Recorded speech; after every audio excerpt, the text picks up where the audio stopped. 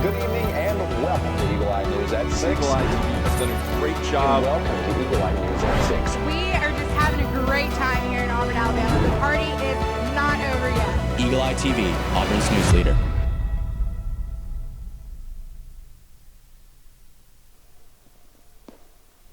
Good evening and welcome to Eagle Eye News at 6. I'm Beauman Ivester. And I'm Estes. Thank you for joining us. Last weekend in Tuskegee, what began as a joyous celebration of the university's centennial homecoming ended in a night of tragedy and horror. In the early hours of Sunday, November 10th, gunmen opened fire at an apartment on the campus of Tuskegee University. The shooting left 16 people injured and killed one person. The victim who was killed has been identified as 18-year-old Latavion Johnson of Troy, Alabama. One person has been arrested so far on the charges of possession of a machine gun, but no arrests have been made for the killings. In response to the shooting, Tuskegee University has made it mandatory for everyone on campus to wear an identification card at all times. Tuskegee also replaced their security chief in the aftermath of the shooting. Unfortunately, this tragedy is one that hits pretty close to home, considering our proximity to Tuskegee and the close ties between some of our student body and their own. Our thoughts and prayers go out to the victims and to those affected by this terrible turn of events. Over the weekend, members of the Auburn community became outraged after a tree holding a bald eagle's nest was cut down for a residential development. Residents of the Tivoli Village neighborhood organized an online petition after being warned of the plans that would destroy the home of two beloved eagles, Jim and Pam. The petition gained over 7,000 signatures in 2 days. However, their efforts were futile. The U.S. Fish and Wildlife Service issued a permit to the development company Houston Homes to move forward with the removal of the nest on Friday, after which the company released a statement stating that, quote, "We took this step with the knowledge that these resilient birds are capable of establishing a new nest close to their former habitat," end quote. From hosting special events to sharing inspiring stories, Auburn University honors our nation's heroes with Military Appreciation Week. Eagle Eye's Ava Marchese attended some of these events and tells us more. With Thanksgiving coming up, Auburn students are going to be I'm here on Cater Lawn with the Alpha Sigma Phi fraternity, Alabama Army National Guard, and Student Veterans Association to honor those who serve and protect our country this Veterans Day. Let's take a look. This week, Auburn University is honoring the service and sacrifice of its military community through Military Appreciation Week, an event series dedicated to veterans, active duty service members, and their families. Organized by the Veterans Resource Center, Auburn's Military Appreciation Week features displays from every branch of the U.S. Armed Forces, interactive activities, and a reception for veterans and military alums. Jordan Nindy, a former U.S. Marine and Auburn student who has completed 9 years of service, including 5 deployments, explained what Veterans Day means to him. I guess to me it's a sense of pride of being part of a brotherhood or sisterhood, doing something that's incredibly selfless, and knowing you're not alone in doing it. Events like Auburn's Military Appreciation Week and participation in initiatives such as the Iron Ruck Challenge offer veterans a sense of belonging and opportunity to connect with peers who understand their unique struggles.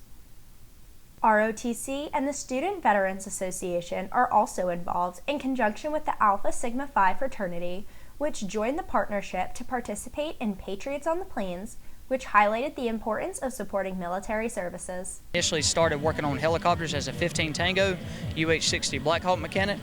Done that for about 4.5 years, and then come over to the recruiting world, and I've been here for 10 years taking care of people. For students, one of the most breathtaking aspects of the week was the landing of a Black Hawk helicopter on Nichols Lawn in honor of Military Appreciation Week. As the week-long events concluded with the Military Appreciation football game, Auburn University reaffirmed its commitment to veterans and military members. To learn how you can support our veterans, visit their website at veterans.auburn.edu. This is Ava Marchese, Eagle Eye TV. Thanksgiving is quickly approaching, and both airports and highways are about to get a lot busier. Eagle Eye's Jillian Byers asked Auburn students how they plan on getting home for Thanksgiving and gives us a breakdown. With Thanksgiving coming up, Auburn students are going to be traveling all over the United States to reunite with their families to celebrate. Today, I'm on the concourse asking Auburn students what their Thanksgiving travel plans look like. I'm going back home to New York. I'm going to be flying home. And then when are you leaving and when are you returning? I'm leaving after the Texas A&M game, and I might be coming back before the Iron Bowl. Might be staying for the Iron Bowl. We'll see what happens. I'm going half the time with my dad in Spanish for Alabama and half the time with my mom in Troy, Alabama. How are you getting there? I'm driving. Yeah, I'm going back home to Charlotte. I'm driving, yeah. I'm most likely leaving Sunday after the game, and it depends on if I've got plans for the Iron Bowl, whether or not I come back Saturday or Sunday. I'm going home to Mobile. How are you getting there? I'm driving. Holiday season is by far the busiest travel season of the year. After polling Eagle Eye viewers, 100% of responders are traveling for Thanksgiving, with 75% leaving by car and the rest are leaving by plane. If you haven't booked your flights yet, avoid leaving Friday the 22nd through Sunday the 24th, as those are going to be the most packed days at the airport. According to Expedia, the best day to go to the airport for Thanksgiving is Monday, November 25th, when flights will be 12% cheaper than on Wednesday, November 27th. And if you're traveling by car, also try to leave during the week, as traffic will be heaviest on the weekends. Jillian Byers, Eagle Eye TV, Auburn's news leader. Every holiday season here on campus, the Alzheimer's Foundation of America holds holiday card-making events for local assisted living facilities. This is a beloved tradition that brings joy and bonding to the community. At the last holiday card meeting, AFA made 34 Halloween cards for assisted living facilities. Students attended to participate in a festive event where creativity has no boundaries. Albee even made a surprise appearance to encourage attendees to realize just how special this event really is. Auburn University student Anna Kate Bergeson reflected on why this event hits close to home. My great-grandmother was in an assisted living facility when she got older, and I know a lot of the people in there, like some of them don't have families that visit them often, just due to like the fact that people can't travel far or they're different places. And knowing that like cards go to them, it's a good thing to like lift up their spirits and know that somebody's thinking about them. Last week, Auburn Student Government Association announced to their Instagram that the block seating area in Jordan-Hare Stadium would be open to all Auburn students, as opposed to its usual reservation status. Last week, I took to the concourse to gauge the reactions of Auburn students about the block being open to all.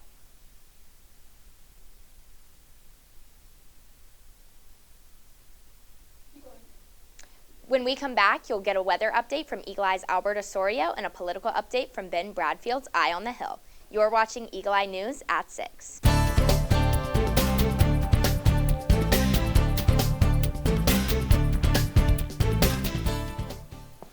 Welcome back to Eagle Eye News at 6. I'm Albert Osorio, and here's our weather outlook for this week on the plains. As you can see in the first half of this week, the temperatures will rise up to 75 degrees while dropping to as low as 45 degrees. There will be generally sunny skies except on Tuesday, where we will see some showers and possible thunderstorms. On the second half of this week, clear skies will consistently continue, with the highs up to around 60 degrees and the lows down to around 40 degrees. The lows look to drop even lower when we get closer to December. On the last football game day on the plains this season, there will likely not be a cloud in sight, but the temperatures will be around 50 degrees come kickoff, so make sure to bundle up if you're going to Jordan-Hare that night to cheer on the Tigers. The sun will set around 4:30 p.m. this week like previous weeks, as we are looking for more beautiful chilly nights, especially during kickoff on Saturday. That's all I have for your weather outlook this week. When we come back, you'll hear from Ben Bradfield with Eye on the Hill. Once again, I'm Albert Osorio, and you're watching Eagle Eye News at 6.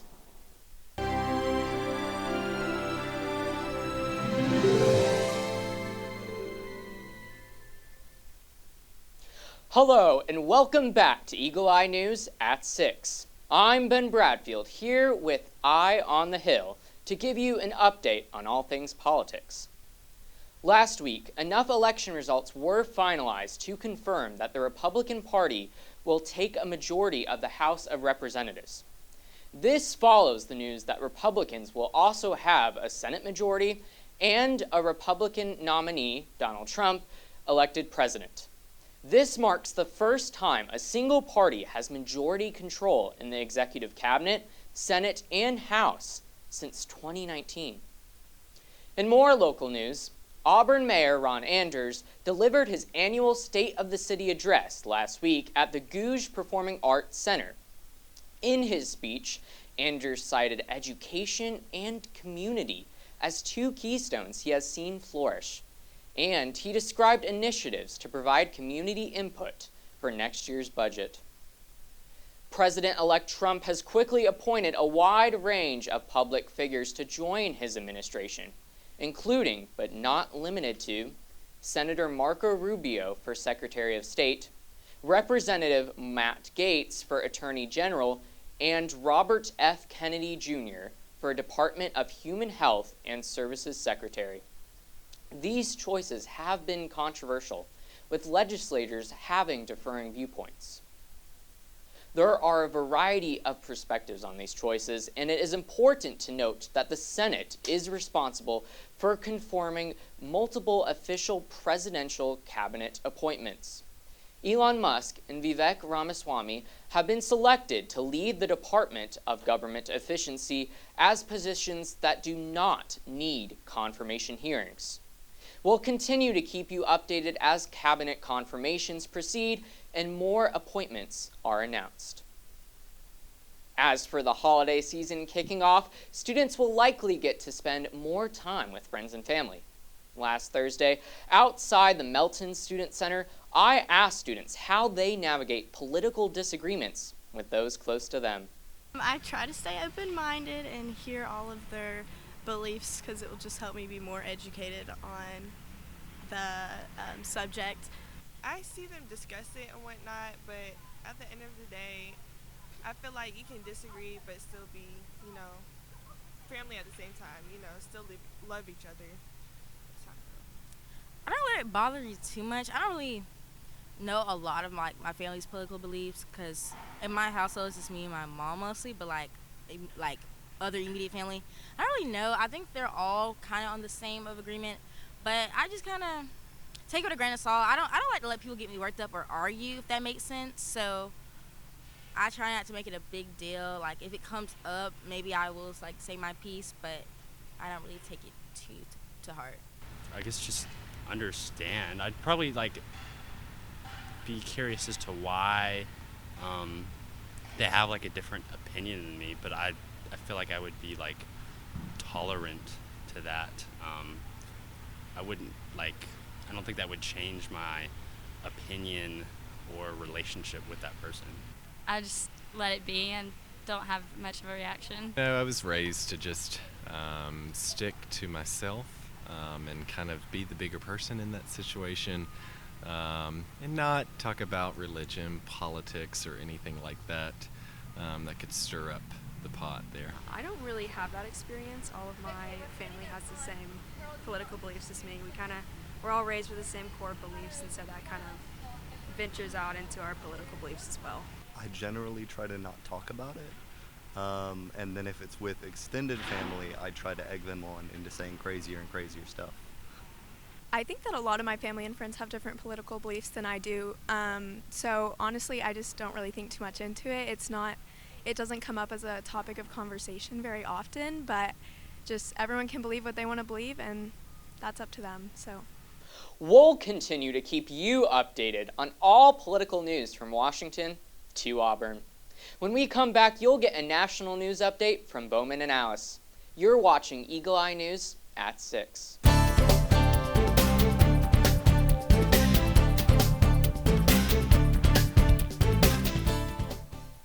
Welcome back to Eagle Eye News at 6. President-elect Donald Trump has picked Brendan Carr to serve as chairman of the Federal Communications Commission. Carr currently serves as a commissioner on the board. Before that, he was general counsel for the agency. Trump first nominated Carr to the FCC in 2017. His current term runs through 2029, and Trump said on Sunday he was nominating him for chairman because of the great work he's done on the commission. One of the FCC's responsibilities is managing the licenses for broadcasting on television and the internet. However, major national networks like CNN and CBS are not licensed by the FCC. Satirical news site The Onion has won the bidding wars for Alex Jones's InfoWars. However, the deal has since been put on hold.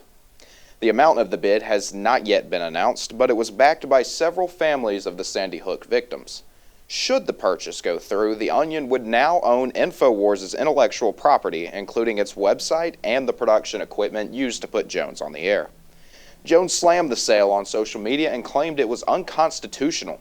Shortly after the auction concluded, a federal judge in Texas ordered a hearing to determine how the Onion won the bid. The company was being auctioned off to help pay the more than $1 billion he owes the families of the victims.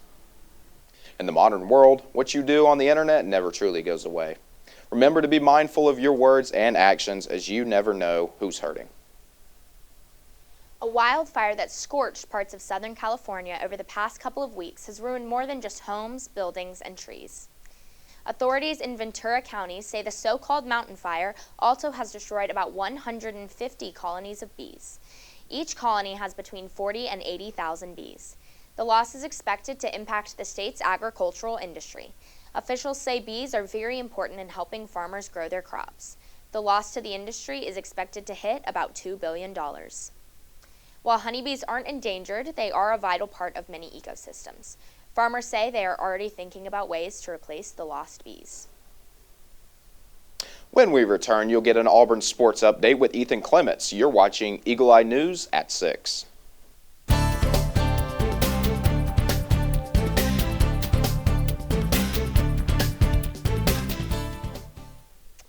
Welcome back to Eagle Eye News at 6. I'm Ethan Clements, back to give you a recap on all of the big stories that occurred in Auburn sports last week right here on the Plains. Let's get right into it. Jumping into men's basketball, the 4th-ranked Auburn Tigers took on the Kent State Golden Flashes last Wednesday inside a packed-out Neville Arena for non-conference play. Wednesday's matchup featured big-time performances from Janai Broome and Chaney Johnson.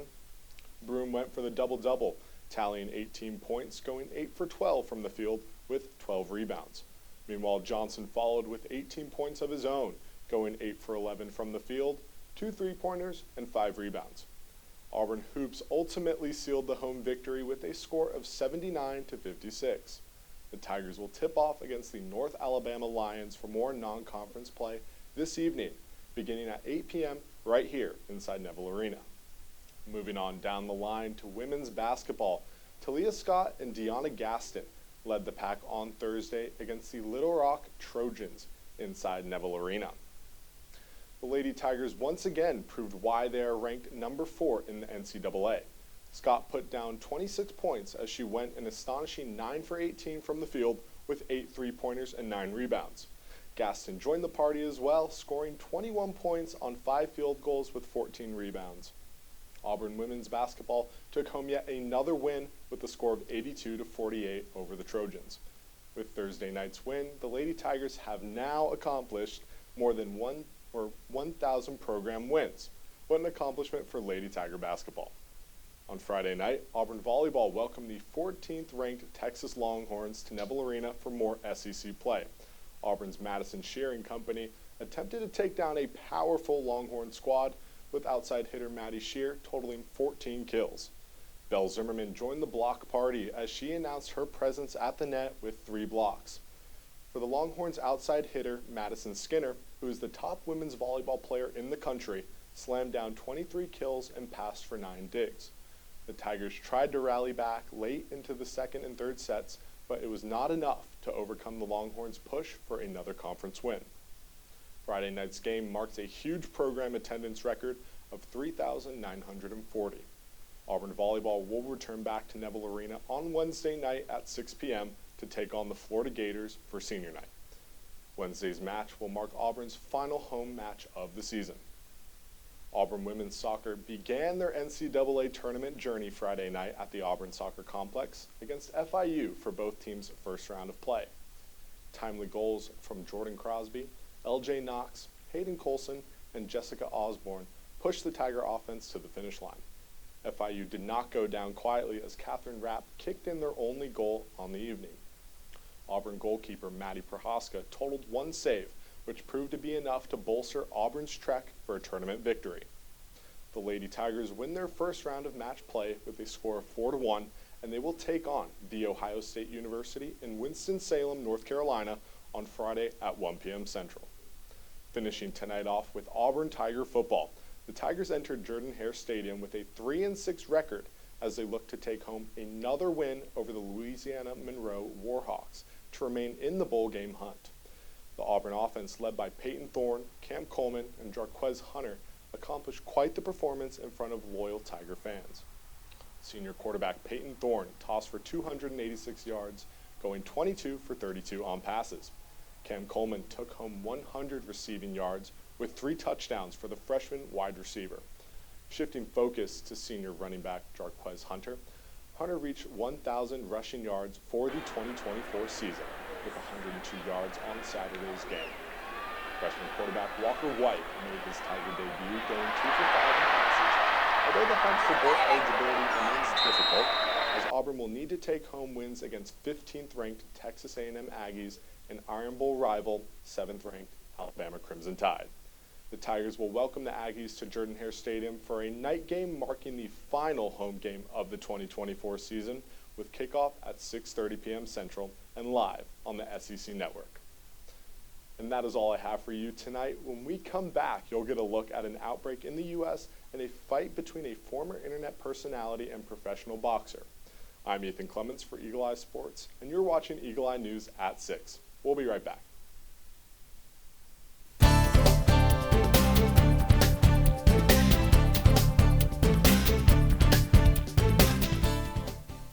The Center for Disease Control and Prevention is investigating an outbreak of E. coli linked to tainted carrots.